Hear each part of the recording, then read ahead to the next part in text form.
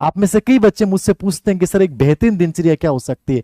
बेहतरीन दिनचर्या की शुरुआत होती है आपसे होनी चाहिए, किसी और के विचारों से नहीं होनी चाहिए, किसी और की इंपॉर्टेंस से नहीं होनी चाहिए, किसी और की नकारात्मकता से नहीं होनी चाहिए।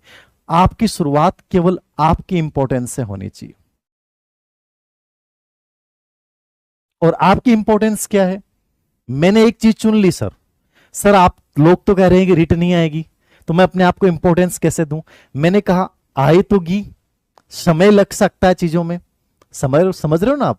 समय लग सकता है, चीजें बदलती जरूर हैं, और ये आपको अपने लाइफ स्पेस में बदलाव लाना है तो ये चीजें सोचनी पड़ेंगी।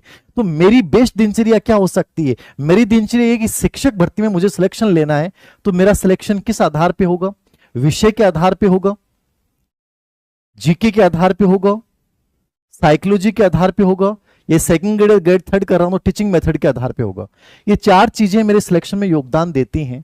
तो मैं इन पे इतना अच्छा वर्क करूं, इनको लेकर इतना गजब का शेड्यूल बनाऊं कि चाहे मैं विषय को मान लीजिए मैं 5 से 7 घंटे देता हूं, मैं जीके को 3 से 4 घंटे देता हूं, मैं साइकोलॉजी को डेली सिर्फ 30 मिनट भी दे दूंगा तो बहुत है, टीचिंग मेथड को मैं 30 मिनट भी दे दूंगा तो बहुत है।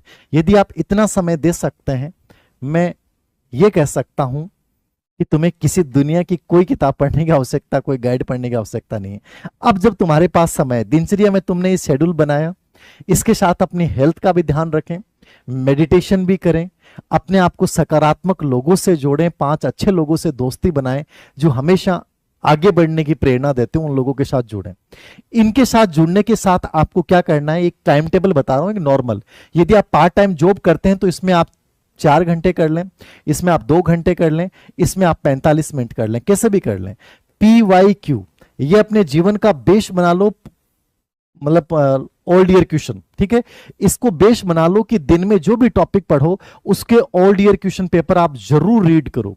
कोई मॉडल पेपर पढ़े या नहीं पढ़े, अब ऑल ईयर क्वेश्चन पेपर का मतलब ये नहीं कि आप 2010, 11, 12 के देखो, आप 2016 से लेकर और 2024 तक के पेपर देखो। 16 भी हटा दो, आप 2019 से लेके 24 तक के पेपर एनालिसिस करो। बहुत ज्यादा पुराने पेपर देखने की आवश्यकता नहीं होती, एक अच्छा तरीका है। नंबर 2 सर, एक बेहतरीन किताबें क्या हो सकती हैं, पुस्तकें क्या हो सकती हैं? देखो हर किताब बेहतरीन होती है, हर पब्लिकेशन अपना बेटर निकालता है, कोई पब्लिकेशन कमी नहीं छोड़ना चाहता। जब समय हो तो कुल मिला के डिटेल में पढ़ना चाहिए, समय हो तो। मान लीजिए आप किसी पब्लिकेशन के कोई भी गाइड लेके आते हैं, वो टू द पॉइंट लिखी हुई है मान लो, लेकिन अब जो पेपर आ रहे हैं, आपने 23-24 के पेपर देखे होंगे और आगे पेपर आएंगे, आरपीएससी और अधीनस्थ सेवा चयन बोर्ड दोनों पे एक बड़ा दबाव है पेपर आउट के बाद डिलीट प्रश्नों को लेकर कि परीक्षाओं का स्तर सुधारा जाए। इसलिए असिस्टेंट प्रोफेसर भर्ती परीक्षा में पेपरों का एक बहुत अच्छा स्तर पूछा गया।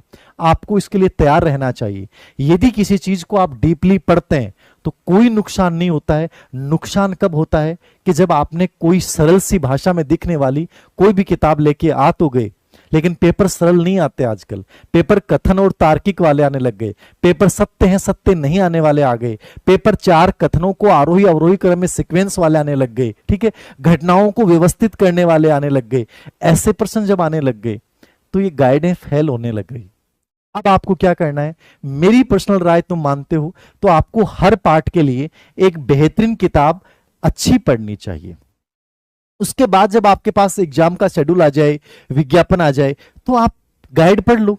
अरे लास्ट में जो सरल भाषा या टू द पॉइंट या जो भी गाइड आपको चाहिए, वन लाइनर, वो तो लास्ट में लाके पढ़ सकते हो, लेकिन पहले तो आप डिटेल पढ़ो, पहले तो डीपली पढ़ो। यदि अभी भी तुम ये मान रहे हो कि मान लो कोई किताब है उसमें 50 में से सर इसमें से 40%, 38% आ जाते हैं, मैं कह रहा हूं 50, 40, 38 आ रहे हैं अभी, 2025 में जो एग्जाम होगी हो सकता है उसमें 35 ही आए।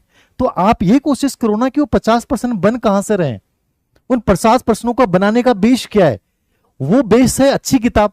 तो कम से कम जब आपके पास 1 साल का टाइम है, तो मेरी राय यदि मानते हैं और सहमत हैं आंशिक रूप से भी, तो मैं ये कहूंगा कि एक बार आपको गहन पढ़ना चाहिए, जिससे बाद में पेपर यदि इजी आ जाएगा तो नुकसान तो है ही नहीं, लेकिन पेपर हार्ड आ जाएगा तो बड़ी मुश्किलें हो जाएंगी। तो कोशिश करो कि इस पैटर्न को फॉलो करो, मेरी तो आपको यही राय है।